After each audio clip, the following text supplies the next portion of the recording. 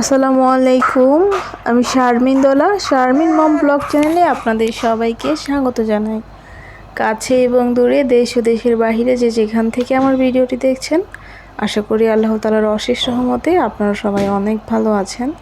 আলহামদুলিল্লাহ, আপনাদের দোয়ায় আর আল্লাহ তাআলার অশেষ রহমতে আমি আমার পরিবার নিয়ে অনেক ভালো আছি। আজকের ব্লগটা আমি অনেক দিন আগে শ্যুট করে রেখেছিলাম, কিন্তু সময় স্বল্পতার কারণে আসলে দিয়ে উঠতে পারিনি। তো এটা ছিল হচ্ছে নামাজের দিন রাত্রে, মানে সবে কদরের দিন ছিল ভিডিওটি, সেটা আজকে আপনাদের সাথে শেয়ার করছি। তো আগে এই চলটা ছিল যে কদরের দিন রাতে বা মেরাজের দিন রাতে সেমাই বা চহি রান্না করে খেত। তো হঠাৎ করে মা বলছিল রান্না করতে, এই জন্য আসলে সেমাইটা রান্না করা। আর এখানে আপনাদের সাথে আমি শেয়ার করব যে ময়দা দিয়ে কিভাবে খুব সহজে ঘরে তৈরি করতে পারেন নুডলস, সেটা আমি আজকে আপনাদের সাথে রান্না করে শেয়ার করছি। তো ময়দা ভাঙানোর যে মেশিন আছে সেটা দিয়ে আমি সেমাই ভেঙে নিয়েছি। আর ময়দার সেমাই তো সবাই কম বেশি চিনে থাকেন। তো এই মেশিন দিয়ে আমি সেমাইটা ভাঙিয়ে নিয়েছি। আর যেটা মোটা ছাঁকনি আছে সেটা দিয়ে ভাঙিয়েছি নুডলসের জন্য। আর সেমাইয়ের জন্য যেটা ভাঙিয়েছি সেটা হচ্ছে চিকন দিয়ে ভাঙিয়েছি। তো এভাবে করে আসলে নুডলসটা আমি তৈরি করে নিয়েছি। আর তারপরে হচ্ছে আমি একটা কড়াইতে গরম পানি বসিয়ে দিয়েছি, সেখানে লবণ আর হচ্ছে কিছুটা তেল দিয়ে ময়দার ভাঙার যে সেমাইটা আছে সেটা সেদ্ধ করে নিয়েছি। তারপর হচ্ছে পানি দিয়ে ধুয়ে নিয়েছি। আর একদম পুরোপুরি সেদ্ধ করা যাবে না, হালকা একটু শক্ত রাখতে হবে, আর নয়তো কিন্তু একদমই গেলে যাবে বা ভর্তা ভর্তা টাইপের হয়ে যাবে। তারপর হচ্ছে আমি আলুগুলো সেদ্ধ করে নিয়েছি। আর এখন হচ্ছে আমি নুডলসটা রান্না করে নেব। এবারের স্টেপটা সবাই পারবেন, কারণ নুডলস যেভাবে রান্না করি এটাও ঠিক সেভাবে করেই রান্না করব। প্রথমে কড়াইতে তেল দিয়ে দিলাম, তারপর দিয়ে দিলাম পেঁয়াজ, আর দিয়ে দিলাম হচ্ছে ডিম।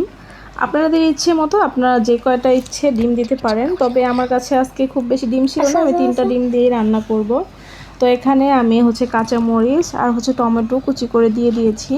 এবার সব কিছু এগুলোর সাথে খুব ভালোভাবে একটু কষিয়ে নেব, যাতে সেদ্ধ হয়ে যায়। সেই পরিমাণ মতোই আপনারা দিয়ে নেবেন বা সেদ্ধ করে নেবেন। তো খুব ভালোভাবে সেদ্ধ হয়ে গেলে এই পর্যায়ে এসে আমি নুডলসগুলো দিয়ে দিব বা সেমাইগুলো দিয়ে দেবো।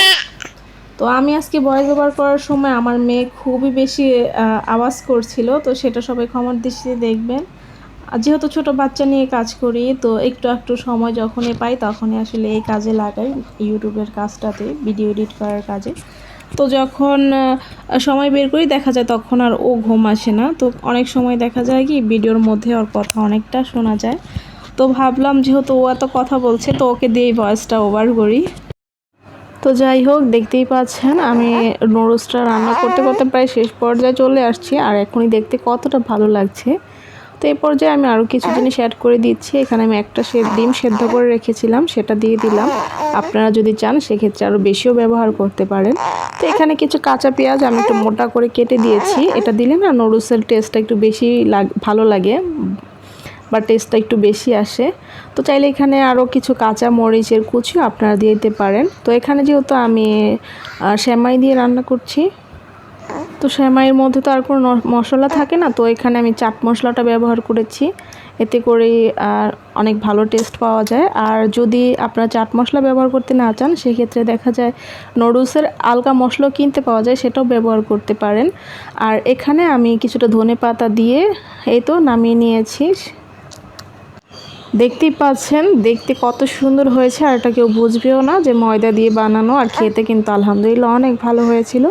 আর এই ছিল সেমাই। তো আজকে বিদায় নিচ্ছি। আল্লাহ হাফিজ, আসসালামু আলাইকুম।